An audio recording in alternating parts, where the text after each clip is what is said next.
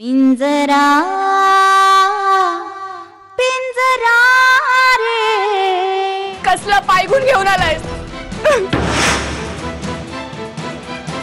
नारायणी अगं तू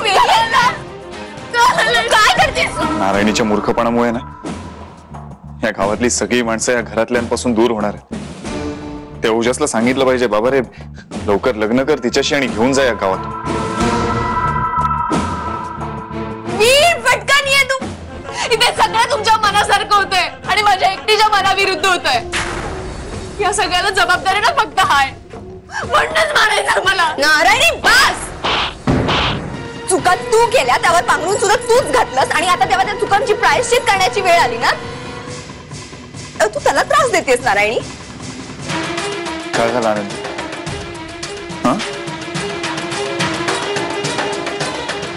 काय मूर्खपणा केलास तू? केलाय मी मूर्खपणा, केलाय मी मूर्खपणा, कारण तुमची कोणाची इच्छा नसताना या घरात मी खितपत पडलीये। एखाद्या माणसाला सूप बोचतं म्हणतात ना, ते खरंच आहे।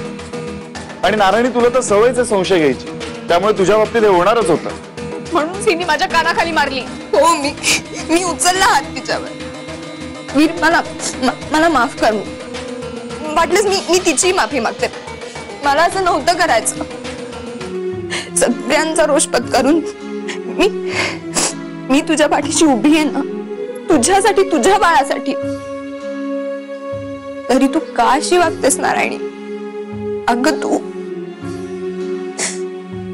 पोटात बुक्क्या मारत होतीस, दया कर नारायणी। काय झालं? कसला आरडाओरडा? हा काय केलं हिनं परत? काही झालं तरी सगळे मलाच दोषी ठरवतात, कारण तू दोषीच आहेस। आई अगं स्वतःच्या पोटात बुक्के मारून घेत होती ही, या अशा अवस्थेत ही एवढं सगळं करतोय, तुम्ही काय तोंड बघत उभा होतात? चांगली थोबाडून नाही का ठेवायची हिला? माझ्या बाळाला मी नाही, तुम्ही मारायला निघालाय। तुम्ही सगळे टपल्यात माझ्या बाळाला मारायला। तुम्हाला मी मारलेलं बुक्के दिसलं, पण जगाला तुमच्या हातातली लपवलेली हत्यारं नाही दिसली ना। ज्या द्यायची तू माझ्याकडे भीक मागितली होतीस ना, तीच भीक मी तुझ्याकडे मागते। प्लीज सांग यांना की प्लीज मला त्रास नका देऊ, माझ्या बाळाला त्रास नका देऊ। ती म्हणत होती की मी, तुम्ही आणि अक्का पण तिच्या बाळाला मारायला टपलोय। बघितलं केवढ्या मोठ्या पापाचं धनी करतीये ती आपल्याला। आपण ना तिच्या आध्यात ना मध्यात तिला थारा दिला तर आपल्यावरच उलटली ती। वीर मला तुझ्याशी बोलायचंय। मग बोल की। आनंदीला बाहेर जायला सांग। काय म्हणालीस तू? ऐकू नाही येत का तुला? मला तुझ्याशी महत्वाचं बोलायचं, हिला बाहेर जायला सांग। ठीक आहे, झालंय तुझं बोलून। आता इथून पुढे मला तुझा एकही शब्द ऐकायचा नाही, मुळात ना मला काही ऐकूच येत नाही। वीर ऐक तरी ती काय म्हणते ते। आनंदी तू माझ्यासाठी। आनंदी तू थांबू शकतेस बाहेर, पण जाताना दार लावून नको घेऊ, उघडच राहू दे।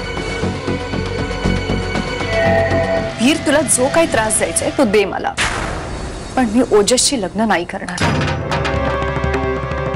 नारायणी तू जे काय बोललीस ना, मला धक्का तर बसल्याच मी उडालोय। आनंदी इथे असती ना तर ढसाढसा रडायला लागली असती ती।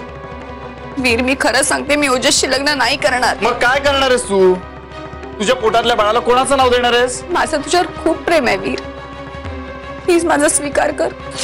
माझ्या बाळासाठी मी तुझी दुसरी बायको बनून राहायला तयार आहे। यू सिम्पली पथेटिक, सायको झाली असू नारायणी। तू मला सायको म्हण, वेडी म्हण, मूर्ख म्हण, पण तुझी म्हण please. Don't you dare touch me. अंगाला हात लावलास ना तर तू जर असं केलंस तर काय होईल माझं रे? कसं वाढवू मी माझ्या बाळाला? कोणाचं नाव देऊ दे? ओजसचं नाव दे, कारण ते त्याचंच आहे। नारायणी शेवटचं सांगतोय मी तुला, चतुर्थीचा मुहूर्त आहे, तुझं आणि ओजसचं लग्न ठरलंय। तू लग्नाला तयार झालीस तर तुला नवरा मिळेल आणि तुझ्या पोटातल्या बाळाला बाप। मी ओजसशी लग्न नाही करणार। करावं लागेल, नसेल करायचं तर तुला तुझी राहण्याची सोय दुसरीकडे करावी लागेल, पण तुला या घरात थांबता येणार नाही नारायणी।